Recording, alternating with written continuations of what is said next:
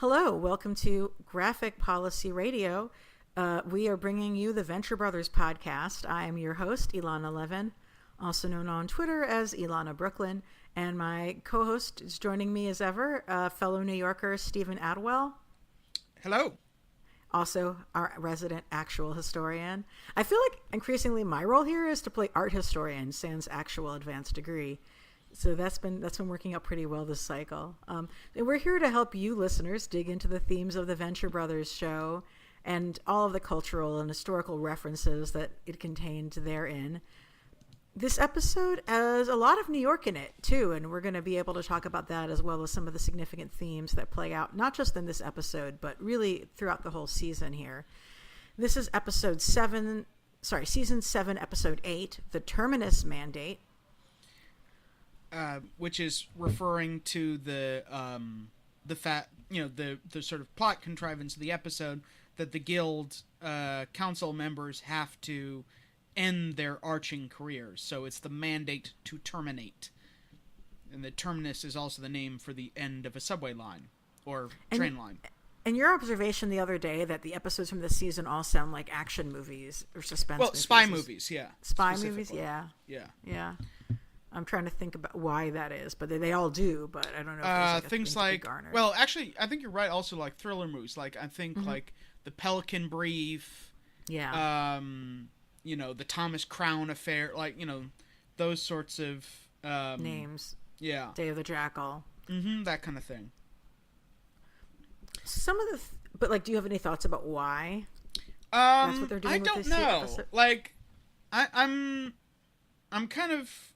They always, like, the episode names are always, puns of various kinds. Like, they're playing on various things.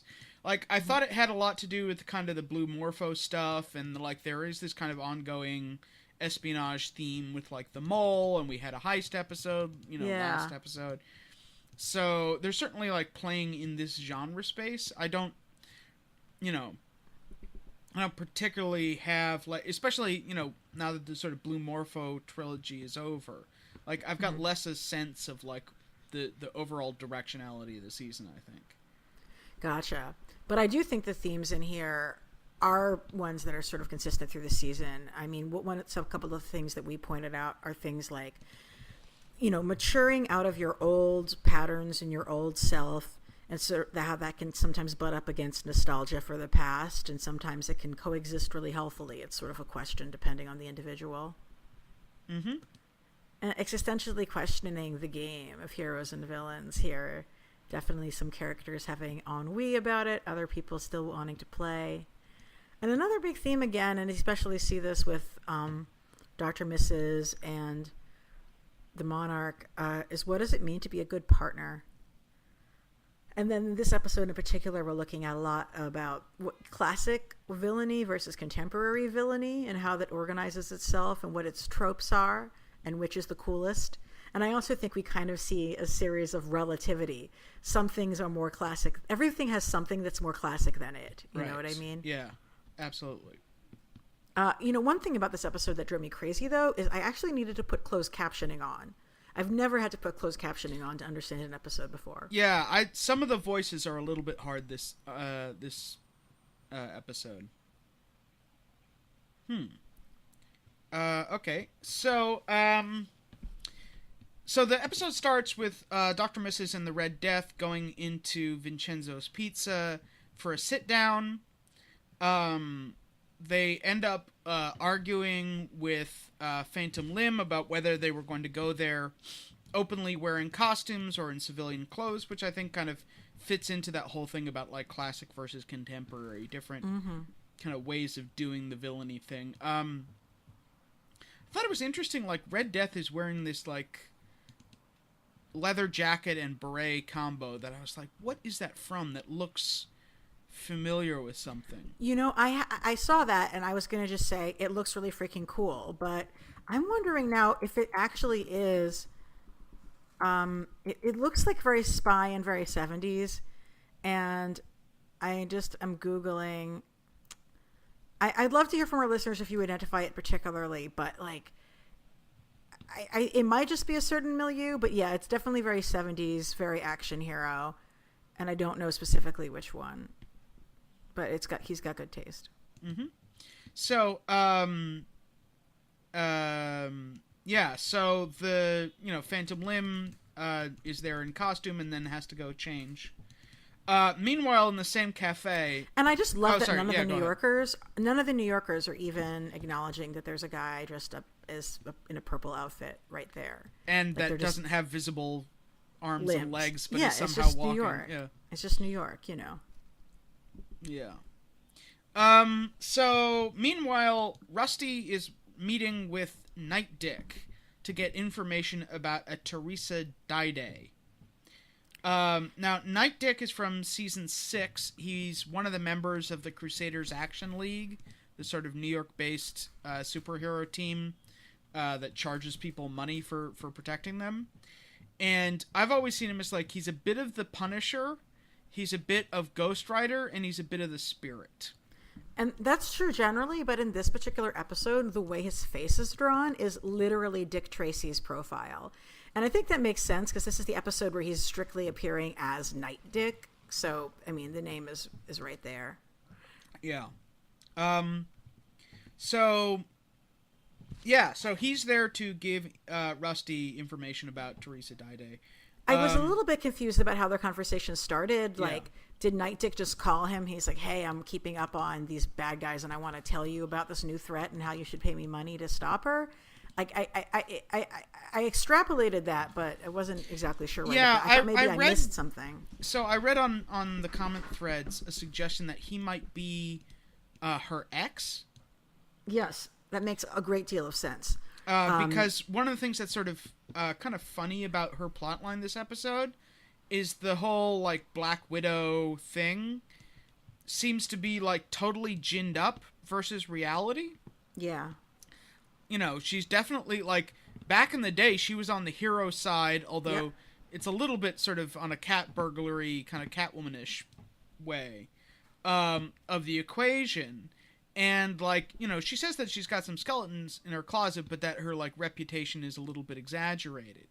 So I wonder whether he's just kind of pissed off that, I guess their relationship didn't survive his death, because he's a cop who got brought back from the dead. Yeah, I think that's likely the case. And I also think that it's really a good example of the way men will try to manipulate and lie about women's history to manipulate them and control them. But my question was, I'm trying to figure out how Dick reached out to Rusty. It was specifically this is one of his extortion moments. Yeah, I don't know. Yeah. I mean, my guess, given the way that Rusty's acting more generally, is that he's looking for women who fit this profile, because now that he's rich, he wants a trophy girlfriend.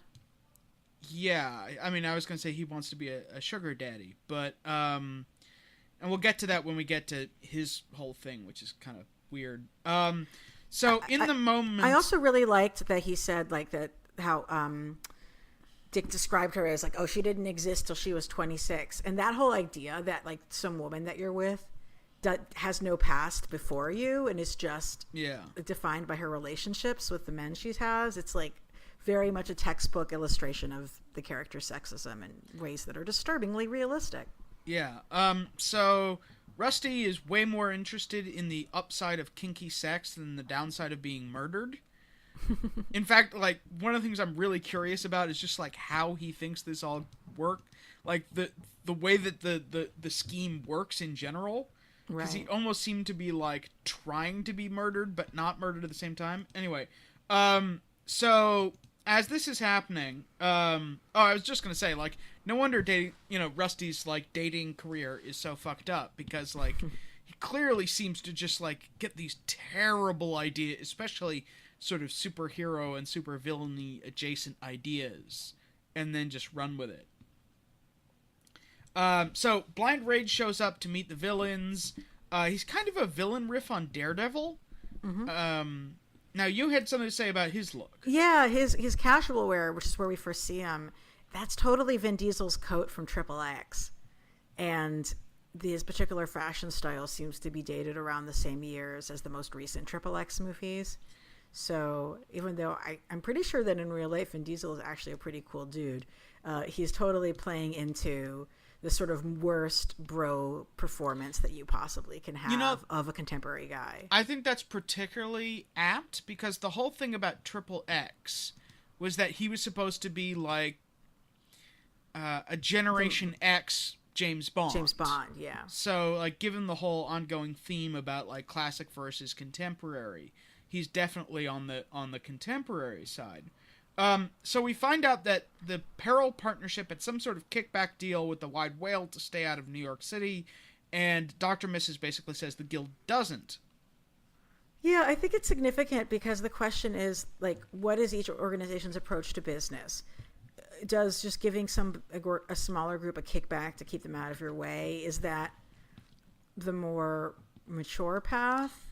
Or is being completely true to your value of saying that, no, we're the way to do this, is that truer? It's really a debatable question for the villains in this. Yeah, I mean, we'll talk about this more when we get to, like, what the Guild Council decides to do about this. But, like, I think there's a pretty clear sign in terms of, like, who's on what side. Well, I think that Wale is very transactional. He's really interested. He's the most down-to-earth connected to the actual structures of how mafia run in the real world of all the characters. I mean, he's sort of... He's not in so it. That's what he does. Yeah, I mean, he's not in it for the villainy. He's just sort of a more violent businessman. Yeah, so it makes sense that he would look at what's the path of least resistance and just do it to get them out of his hair. Yeah. So, I think an example of that is, like, the whole reason why last season was a thing is that, like, Wale turned around and, like, subleased or subcontracted out his arching of Dr. Venture. Mm-hmm. So, like, he doesn't even do his own thing. He just, he just sort of, subcontracts. Outsources. He's a businessman. He outsources. Thank you. So, Blind Rage threatens the guild with basically, like, violating the whole kind of, like, masquerade element of what they do while chewing on the last stuffed pepper that Phantom Limb was supposed to be saved, and argues that the guild are has-beens, which, there's the theme of the episode. Mm-hmm. Notably, Red Death is, like, instantly pissed off about this. And, like, 21... sorry, not 21, God. Dr. Mrs. kind of tries to de-escalate a little bit, and that's when Phantom Limb shows up late in a stolen pizza chef's restaurant. Uniform.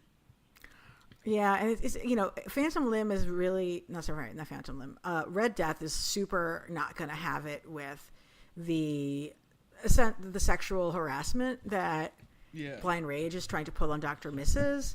But he's also very traditional. He's like pulls her chair back, is defending her honor. So he's like sort of trying to put himself in as like a positive side of being old school. Yeah. Even though that can also be interpreted as being what's the word I'm looking for? Being demeaning. But it's definitely not the same as sexually harassing people. So there you go. Thing that I read on the comment threads that I want to flag up as a potential idea. I don't know how I feel necessarily about this story direction, but on the AV Club comments, someone brought up the possibility that Dr. Mrs. might be pregnant. Because apparently Blind Rage says something about how her boobs were bigger, but she wasn't on her period. So my theory on that is that, and I hadn't read that until you just brought it up right now. Yeah. Is that he's just literally wrong. Okay. But I'm not saying that theory is definitely, I'm not saying that like that's completely definitely not true. Like that might actually be what the show is doing, and it would be an interesting direction. And in terms of their relationship, one I think is super risky to have a male dominant writing staff take on, frankly. But I don't assume that I don't assume that he's correct. He might just be talking out of his ass because he misses a number of things. It's sort of he's posturing a lot. We then cut from there to the Meteor Major, which I just love that name. Yeah. And the council is discussing the kickback. Now, the reason why I said, like, I think it's important who's for and who's against. Dr. Mrs. and Dr. Z are both against. And I think the Red Death is kind of too. Yeah. Whereas Wide Whale is for, Phantom Limb is for, and ultimately it turns out the majority is for. And, like, to me, that kind of speaks to the classical versus contemporary, is that, like, Dr. Z is old school. Like, he is of the old school. He is, you know, the antagonist from the thing that inspired Venture Brothers, literally. We'll get to that more. Whereas, you know, Wide Whale and Phantom Limb are, you know, Phantom Limb is way more tied to the guild than Wide Whale is, but they're more, you know, they're in it for the money, they're in it for the sort of the perks. They're not sort of aesthetes about it. So Red Death announces that he'll make the drop, which there's your clue of the kickback. Dr. Z says in response to Dr. Mrs., mentioning the whole Council of 13 thing and the fact that they don't have 13, I'll be your Huckleberry. It's a reference to Tombstone movie. And Dr. Mrs. Says that she's found out that you don't actually need 13 members on the Council of 13, but that you can't be active villains anymore. So my question is, if one of the things that Wide Whale was trying to extract last season was a seat on the council, and one of the things that Dr. Girlfriend has fought to have was a seat on the council, why is the council currently short of members? I think that you could ask, well, maybe there aren't other villains who the council thinks is worthy of joining them. That's, you know, they're like, okay, there's nobody else who's as good or at this as we are, or responsible, who we would trust to put in this position. But I'm not exactly sure that that's the reason. So I think a lot of it has to do with attrition at the top. So the Sovereign killed most of the guild council in All That and Gargantua 2. Mm-hmm. So it just created a massive vacancy. And then Gary and the Monarch killed a whole bunch of people who were above him in the hierarchy last season. So I think part of the problem is that they're getting... And the guild, like, started to deal with some difficulties that, like, people were, like, threatening to leave or, like, stop paying their dues because they felt they weren't getting the protection that they paid for.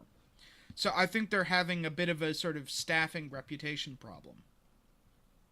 It just seems like this would be a really natural moment for any of the current just regular level villains to step into that power vacuum themselves. So I guess I'm going to assume that they just think that the people who could be doing that are not worthy of joining them. So the upshot of all of this is the Terminus Mandate, that each member of the council gets a final arch to sort of cap their career, or they have to resign from the council. That's the sort of, you know, retire or resign, essentially. I think it's just really to be thought of like a anti-conflict of interest policy. In fact, the sort of the complicated language that Dr. Mrs. talks about is like setting aside your individual grudge for the sort of greater malice of the society. Meanwhile, over at Ventec headquarters, Ventec Tower, Hank is helping Rusty out with Facebook/online dating. Rusty is getting a little bit too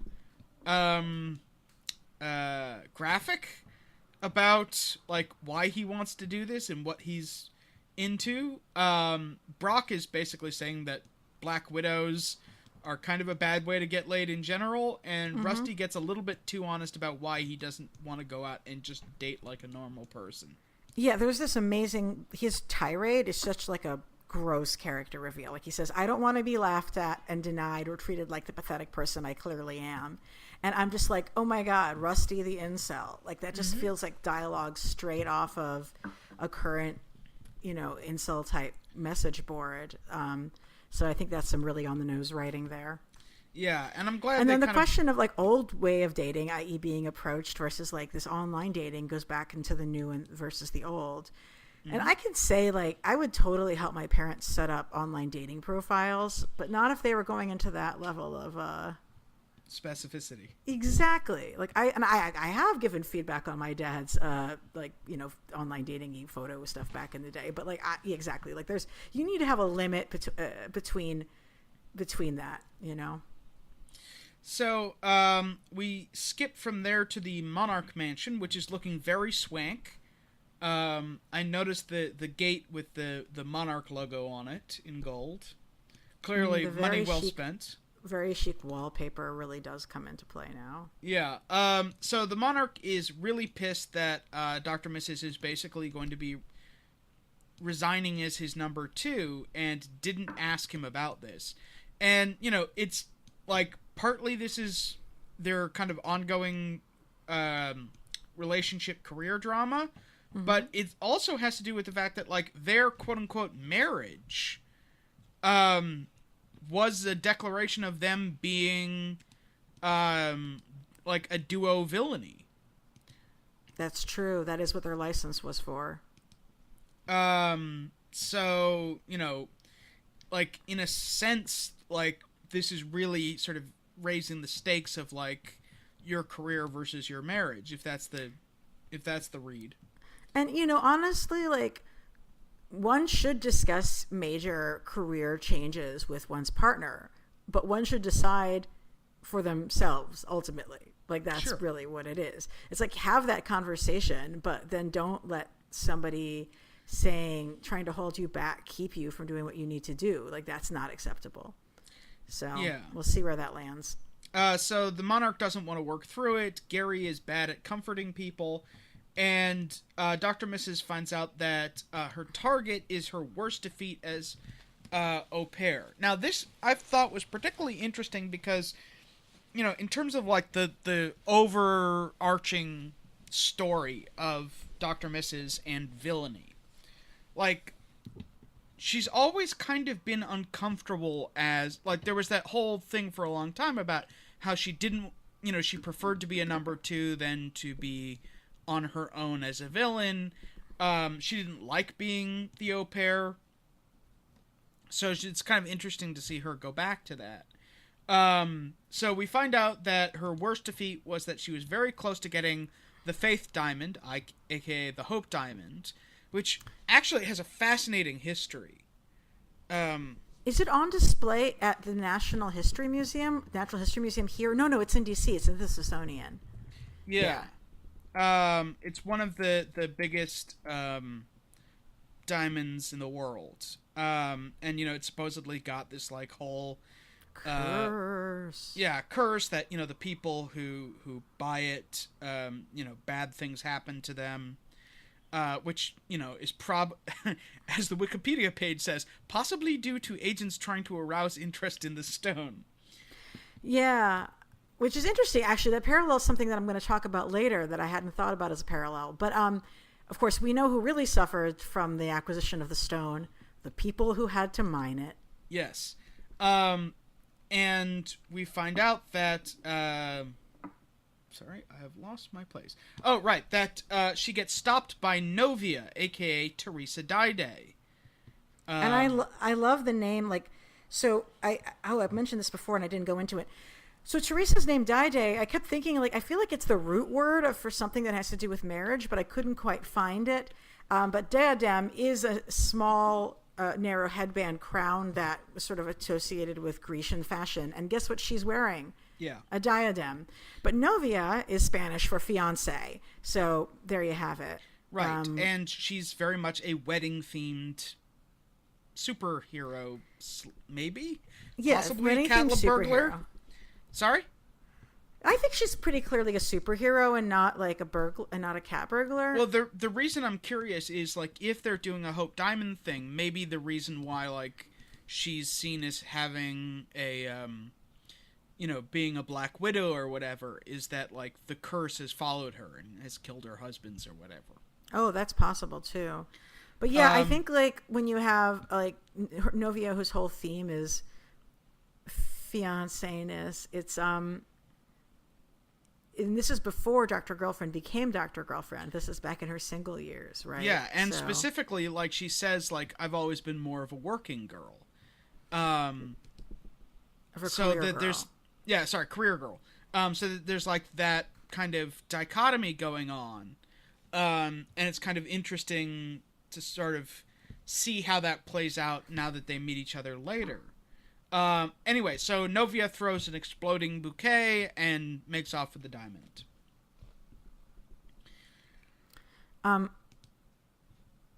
So, you had something you want to say about doubling? No, that's just, it's really, it's like just the theme between the two of them, like we established. And you see more of that conversation later when they run into each other outside the building. So, meanwhile, we see Phantom Limb in his, like, very kind of grody 60s pad with, like, assistants holding up plates for him in lingerie as he talks to his old rubbing his ghostly feet. Yeah, as he talks to his old arch and sets up a midnight appointment at Central Park. And this is a scene that, watching it on the second time, was like 1,000% funnier. I mean, we don't even actually know that it is funny, other than, I guess, the visual gag of having his feet being massaged the first time around. But the second time around, we know what that conversation actually entails, and you realize how the phone call, like, and I can even hear it in Hunter Gather's voice the second time around, of Hunter Gather's, what he proposes to him, and Phantom Limb saying, "Oh my God, yes, that's what we should do." Hilarious. So I recommend rewatching it for that scene even alone. Yeah.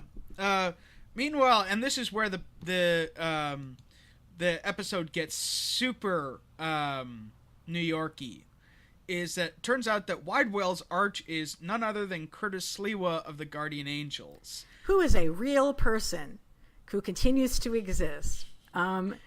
So for those who don't know New York stuff so much, Curtis Sliwa was one of the founders of the Guardian Angels in like 1979. They were the group that you probably saw in some documentary or news report of generally dudes wearing red berets and red satin jackets and white t-shirts, and like their logo has like an all-seeing eye and wings on it. And they established themselves as a subway safety patrol to help people who are riding the subways feel safer, and during the years where it was really hardest to live in New York. To quote their own literature, they are trained in first aid and CPR, law, conflict resolution, which is something that maybe cops should be trained in, communication, and basic martial arts. Members are paired up and follow the directions of a patrol leader. And you're like probably listening to that and saying, wow, that sounds like a real interesting citizen engagement model and empowering communities for community policing. And that might all be true, but the problem is Curtis Sliwa himself was a massive racist and a liar.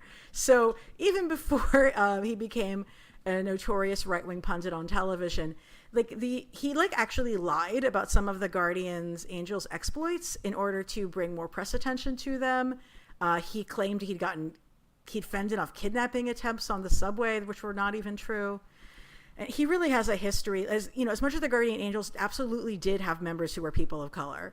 The sort of way that they were addressing the city as sort of being like this chaotic, threatening beast, it's very political. It's hard to divorce it from a conversation about racial perceptions of what is safety. And then Curtis Sliwa today literally goes on television and says racist shit and gets paid for it. He recently said some completely racist stuff about former New York City Council Speaker Melissa Mark Viverito, and was kicked off New York One for about a month and then invited back, which is completely inappropriate. Until recently, he was dating the Queensborough president, Melinda Katz, and I was just like, Lord, what in God's name does she see in him? But they split. Anyway, that's who Curtis Sliwa is. So apparently, and it makes perfect sense that Widewell would be a former arch of Curtis Sliwa, like the most 80s kingpin thing in the world. Yeah. And of course they've made peace, because Curtis Sliwa would totally take a buyout, especially these days. Yeah, so he sends his right-hand goon to basically go beat the shit out of him, even though like they're in the same poker game and he really doesn't want to, it's like the kind of like chief example of punch clock villainy. Yeah, and he's going to take him out for chops afterwards at Keen's, so it's no big deal. Yeah. So we go from there to Dr. Z's bungalow, which I love. Did you notice the Z on the garage door? Oh, yes. That's just so perfect. So he finds out that he's been sent to Arch Jonny Quest. And my initial reaction was, oh, that poor bastard. His nerves are so shaky. So we then go to a flashback of, OG Jonny Quest. And I was really impressed. I was like, oh, they're really going back to their roots. And the scene of, the dog and the Anubis head statue, they almost beat for beat took that from an actual Jonny Quest cartoon. Mm-hmm. I have to say, this season really turning Dr. Z into a full-fledged character was a great move. I know some people are resisting the expansion of the cast this late in the series, but I really think he's been valuable, and I enjoy him. Oh, I've always loved Dr. Z. But you know what I mean? He's really a full-fledged character now in a way that he was sort of more like a offside sort of a joke earlier. So, going back to this whole thing about nostalgia is they changed the visual style of the cartoon to ape the Jonny Quest style, but they also point out that there's a super racist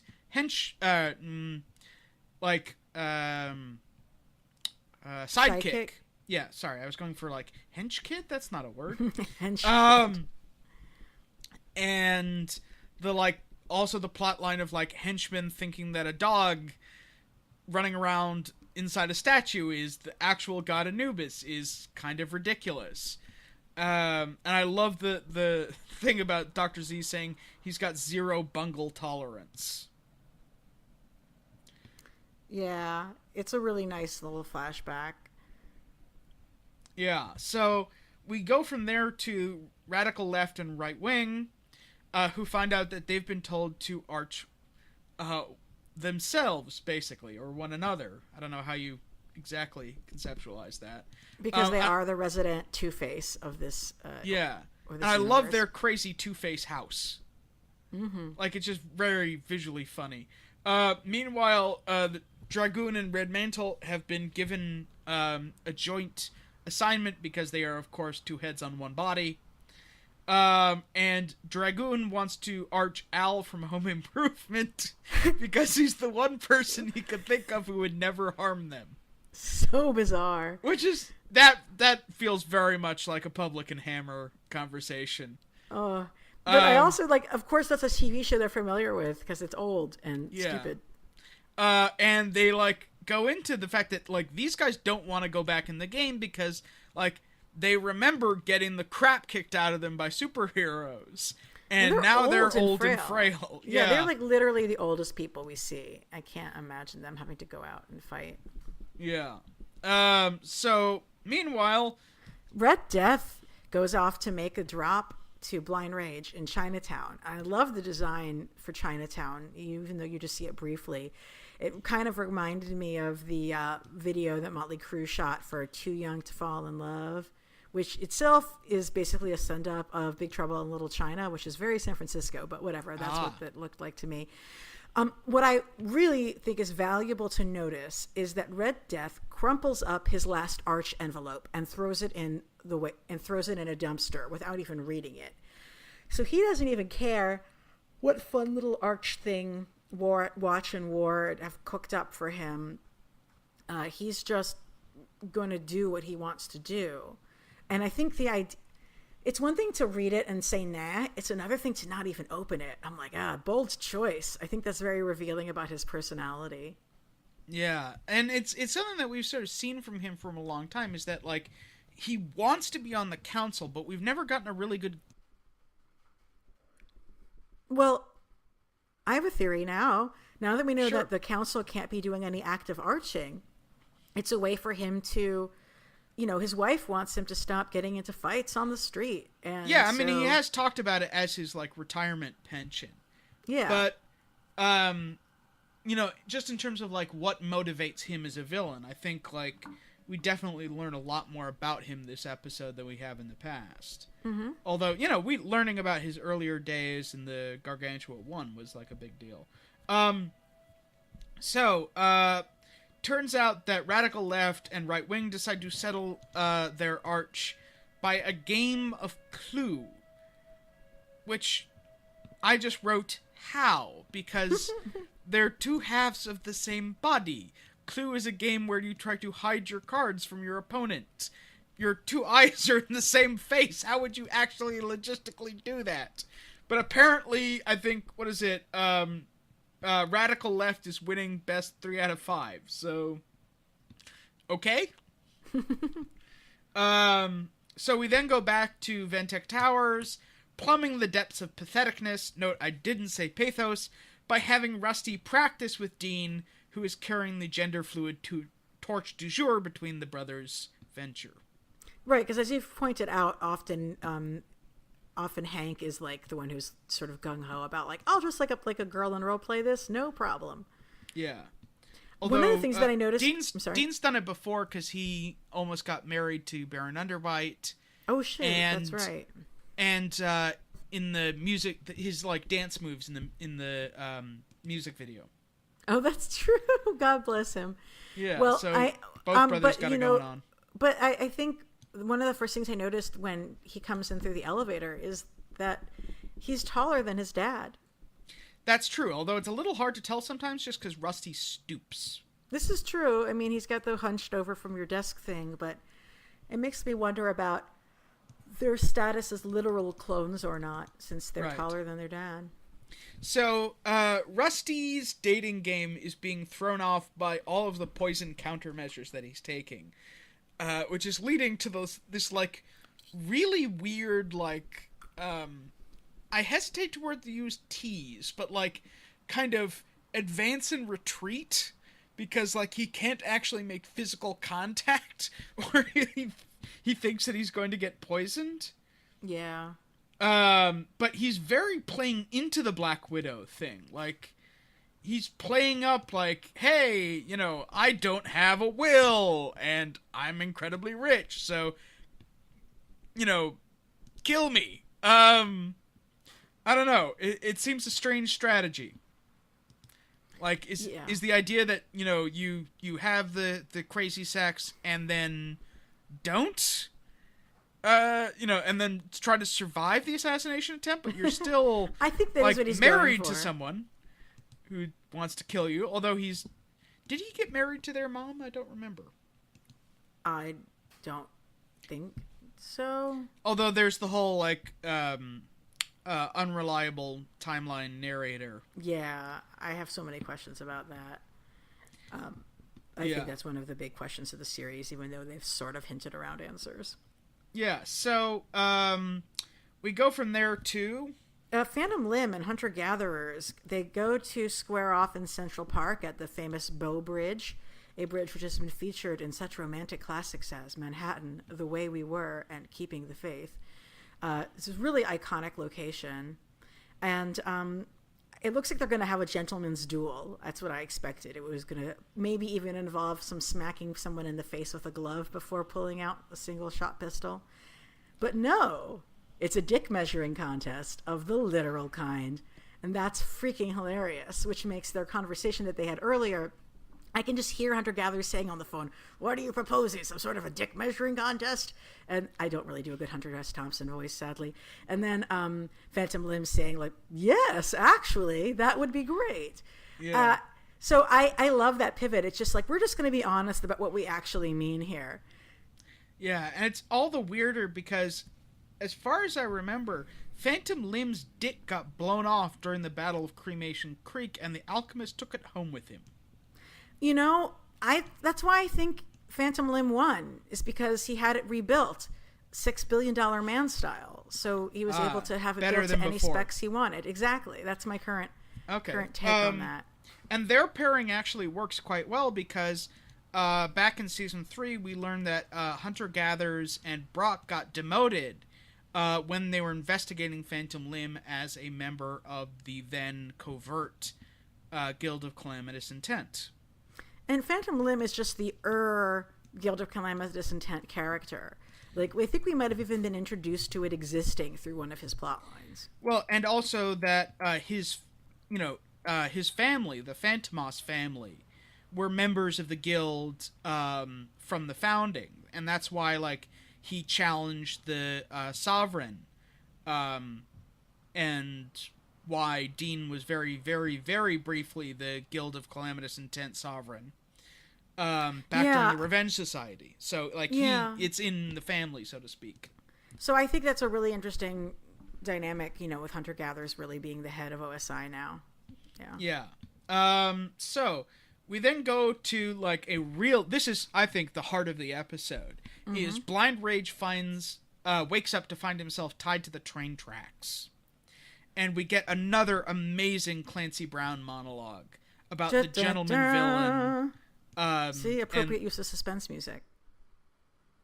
And, like, what the sort of, I don't know, symbolism of tying people to the train tracks is, and why a ticking clock is better than a digital clock.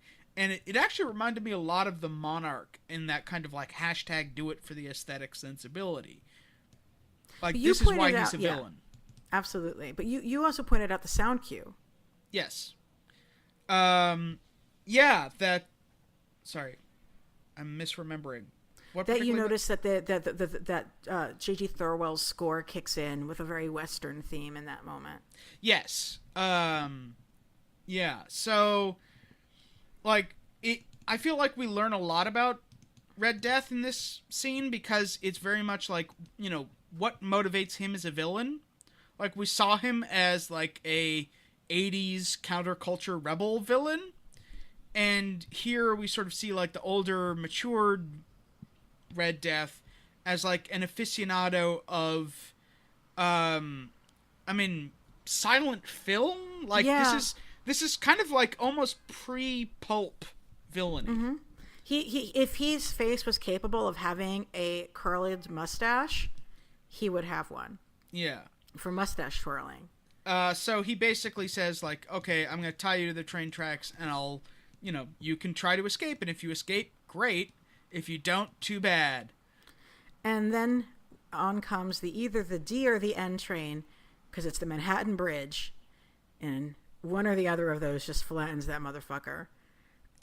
But most likely, it caused the delay on the train tracks for for damage or disruption on the rails, which means it's literally their fault that I'm late. So, yeah, I mean, Cuomo is definitely in the Guild of Calamitous Intent, right? Oh, totally. So... I hear if you say Andrew Cuomo's name 3 times while looking in the mirror, Joe Percoco materializes and breaks your kneecaps. So, we cut from there to Dr. Z visiting Johnny in the rehab center, and coming to the realization that, like, Johnny is all he has left. Yeah, this is where, like, you know, I have to say, I thought their whole plotline was very sweet. Mm-hmm. Meanwhile, we find out that Dragoon and Red Mantle still haven't opened the envelope because they've gotten distracted by a binge session of Downton Abbey. It's really avoidance at that point. Yeah, I mean, but it's also, like, of course, that's the thing that they would do to avoid the situation. Mm-hmm. You know, it's perfect retiree television. So true. Yeah, so we then cut from Dr. Mrs. and Gary dressed as Au Pair and Moppet just walking down the street. And, like, Gary sort of has a freak out that, like, they're going to Ventak Tower and that the Monarch is gonna, you know, have a fit about that. But then what they're really talking about is the theme of, you know, embracing change. That Gary wants to get rid of the ponytail. I can speak from experience. That's usually a good call. And Dr. Mrs. is having, like, cold feet about whether to approach Novia and arch her. Yeah, it's an interesting moment. Like, Gary just sort of takes the initiative that he's going to be the one who's going to make it happen so that she won't have the regret of not doing it. And what I love is that as soon as Novia sees them, she's really friendly and excited to see these folks from the past. She is this like, super statuesque woman, and Dr. Girlfriend has never looked smaller or younger in her modern guise than she does here. And she's wearing her old original costume, which she doesn't like, which is like, it's a really lousy costume. And I have to wonder, like, how did that costume get assigned to her, since she's such an amazing fashion plate later on? Perhaps it's a skill she learned later in life. It is interesting because, like, we see in the same episode in which she and the Monarch get married, like, we see her rejecting a number of costumes for being too sexualized. Mm-hmm. So it's interesting, like, maybe this was the best of a bad lot. Wow, that's quite possible. I just love that Novia is like, oh, it's so good to see you. I'm going to connect with another woman in the business. Like, we're going to have a moment together. And then Sheila is just struck by, Sheila is a woman who has no female friendships at all right now. And I think it was emotionally overwhelming for her to realize that this woman who is her antagonist is actually somebody who she might have a great deal in common with, and also offers an alternate look of what her life might have been like had she made some other choices. Like, she literally says that. And it's a moment where she questions her life direction. And I just really buy this whole exchange. It feels incredibly real to me. I really hope that they have the opportunity to bring her back in another episode and have them talk again. And I don't think they will. And I wish that they would. That would really be going into a conversation about women's relationships in a way that the show doesn't really do. So I think that, and I think the whole question of, like, is this your rival? Is this your potential best friend? And seeing Novia in her modern clothes, she's wearing white still, but she's wearing this like very chic modern getup. Sheila is really wearing her nostalgia of her old outfit and feeling like it's really embarrassing and not as cool. Yeah, and I did think there was something very New York running into someone on the street about the whole interaction. Yeah, totally. And I was like, in terms of the way that they've been talking about this relationship, it's almost like, two exes meet many years later and, like, they're both struck by, like, how the other one has aged. Because notably, like, Novia is not looking like she did when she was younger. But she's very much, like, kind of aged well. Like, she's kind of looks very distinguished. Yes. Whereas, like, Dr. Mrs. wearing this costume as opposed to her current uniform is kind of a regression. That's kind of interesting. So, yeah, how does Sheila react to all of this? I mean, she starts, like, as she's crying, talking about, like, her life direction and not being sure about wanting to do this.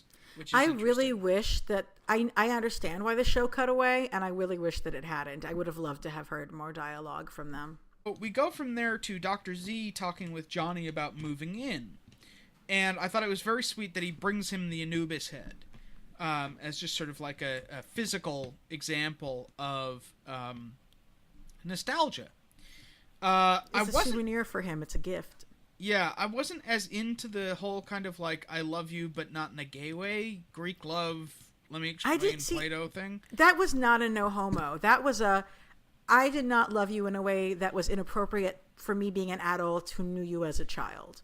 I have, like, the most sensitive, quote, no homo, quote, radar in the game, if you ask me. And I just thought there was Dr. Z trying to make it clear that his interest in him was not based on predatory feelings towards having known him as a child. Yeah, I guess it's just that this show has such, like, a negative track record when it comes to, pedophilia jokes that I guess so definitely. I mean, but I think he's trying to, and it's true, they could have just avoided it altogether. So I guess what I'm saying is, maybe you're right. Like, the show could have avoided that part of the exchange, but Dr. Z, if it was going to be brought up, I don't think Dr. Z is homophobic at all. Oh, yeah. I mean, he's certainly very, like, his sexuality is rather fluid. Yeah. There's a moment where, like, Jonny wants some money instead of moving in, which is, like, that's kind of an issue if you're... That's his old pattern of being an addict. Yeah, exactly. But that, like, they connect over old times, and, like, it ends with Johnny offering to, like, run and hide, which is, like, what Jonny Quest always did. And, like, Dr. Z is, like, totally into this. He wants to do this. He wants to go back into that past. And, like, for me, that was, like, you know, okay, there's the theme of the episode, is, like, wanting to recapture that, and it being... I like that it was a mutual thing and not, like, an imposition. Yes, that's totally true. It was the most consensual arching that has ever happened, basically. Yeah, I mean, especially if you think back to, like, when we see Dr. Z and Johnny meet in the kids' camp episode. Like, previously, Johnny was absolutely traumatized by seeing Dr. Z. So it suggests some sort of real growth and, again, theme change. Yeah, and I think Dr. Z's attitude represents almost the most healthy thing we've seen. Like, he can appreciate and revel in the nostalgia of the past, but it doesn't keep him from moving forward and developing. Right. So we then go to Dragoon and Red Mantle, speaking of this whole issue of, you know, the passage of time, and they find out that they don't have a target because all of their arches predeceased them, which they take as, we won. That's how you know, it's the sort of, you know, there's, you know, old, what is it? Old sellswords. Old age is the greatest revenge. Like, yes. So, you know, I like that was their ending because, you know, frankly, like, they deserve a retirement. You know, they had their heads stuck on bodies. It's a lot to go through. So meanwhile, we cut from there to the actual date, where Rusty is so hopped up on different forms of anti-venom that he's, like, brutally honest about what he's about, but he's also acting super drunk. And that's kind of working because, like, I guess Teresa is not used to, like, that kind of honesty. Yeah, I think it says that, like, being vulnerable and honest is, like, at least she knows what she's dealing with. Yeah, and she says that, like, her reputation has been exaggerated, that, like, she's got skeletons in her closet, but she's not actually a Black Widow. And that really is, I think the idea of Night Dick as her ex who's trying to frame her is just totally real. Anyway, so he passes out, and, like, she puts her hands up like, I didn't do it. And that's the end of their date. In sort of typical Venture Brothers, like, deflationary fashion. So, meanwhile, we cut to the it's like an Uber limo that they're taking. Well, I think it's like a guild limo, because she's usually driving around in one. And she's cutting off Gary's ponytail. And... with, I believe, a nail file, which is why it's taking a long time. And she reveals that, like, she lifted Novia's wallet. So, like, she did her arching in her own way, which I kind of like. And she reveals that Gary uses LA Looks gel. Let me tell you, do not use that product. Yeah. Many sartorial mistakes are made by geeks of a certain age and look who decide that a ponytail is a good idea. And let me just say, as a recovering one of those, not a good idea. Go straight past it. Anyway, so we go from there to the post-credit scene where it turns out that Wide Wale refuses to join the council. Yeah. And I think it's like a question of, is he doing it because he's even more old school, that he's... I mean, again, like, he fought to have a seat on the council. That was one of the things he wanted. But in reality, I think it's mostly that he just doesn't like being so separated from his empire, and he wants to literally be in New York doing New York focused things. Yeah, I don't think it's an old school thing, because he seems to be so uninterested in arching. Like, he doesn't really do it himself. He's not really about it. He just, like, I think he likes being just like a criminal who happens to be somewhat Wale DNA'd. Yeah. And then, of course, the central crux is that, like, everyone else answers, but Dr. Mrs. doesn't. So we end on this moment of ambiguity. You know, I really am invested in knowing what she'll decide for sure. But I also was thinking, she hasn't been Monarch's co-leader in a long time. She's been completely focused on guild stuff. And he was completely focused on Blue Morpho stuff for really quite a long time. I can't even remember the last time I saw them really be partners in this. And It'd have to be season 5, right? Yeah, I mean, the thing is, like, most couples don't have the same job as each other, and that should be fine. Like, I really hope she stays in the council. She's incredibly good at this. It would completely fall to pieces without her, and it's not like, it's not like she is an essential piece of what, like, the Monarch wants to do. He wants to have all of her attention, and having the same exact job as your spouse, spending literally all your time with them, that's not really a great solution for most people. I guess the question is sort of what, given that was what they had in common, like, what is their, I guess the question is, like, so what holds the relationship together? Like, and that's been something that we've been, like, struggling with since, I mean, easily season 5, is that, like, when they're spending all of their time apart, they don't seem to be communicating very well. They seem to be, unhappy with one another. So I don't know which way it'll go. But that's definitely a thing that they would need to work on. Like, really, they need couples counseling, and I think it would do them a world of good, because I think the idea that she needs to literally work with him every day is really misguided. But you're right that their communications when they're not working closely together are really flawed. So my advice to them would be go into couples counseling, but maintain your independent careers. Yeah. So that's the episode. And that's my professional advice as a fake couples therapist. Thoughts?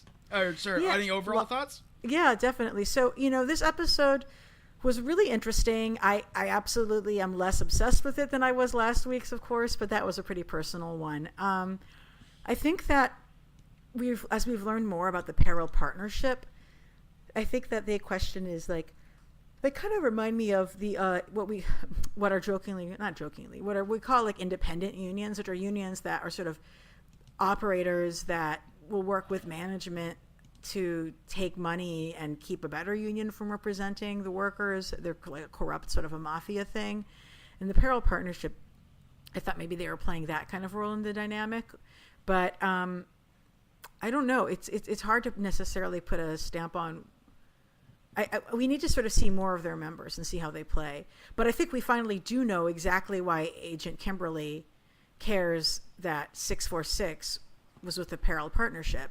Namely, that the Peril partnership are villains who wish that they could be having fights on the street where civilians are, and that is at odds with what her goal is at OSI. In a way that if he was Guild, it wouldn't quite be as at odds, because they'd both be keeping the public from getting endangered by the shenanigans. Fair enough. I liked the episode overall. Mm-hmm. There were bits of it that I thought worked better than others, but, I felt like it was a sort of a good elaboration on the kind of themes that they've been working with this season. And I'm looking forward to next week. So where can our listeners find you online? Sure. So you can find me online at Stephen Attewell on Twitter, at Race for the Iron Throne on WordPress and Tumblr, if you're interested in the intersection of pop culture and history. And I'm on Twitter at Elana, ELANA_Brooklyn. Graphic Policy, of course, is graphicpolicy.com, where you should go for all of your comics news and reviews. I'm going to be speaking in person, actually, at Kevin Geeks Out About Shock Rock, a talk and screening at Alamo Drafthouse on October 26th. I, of course, will be speaking about the works of one Alice Cooper. I encourage you to get tickets in advance at Alamo Drafthouse website, because it is definitely selling out. I'm also on 2 different panels at New York Comic Con. Both are on Saturday. So I have both of those up on my Twitter. You can get that information there. So thank you for joining us again. And we're gonna try to sign off. We're gonna say, Go Team Venture Podcast. Damn it.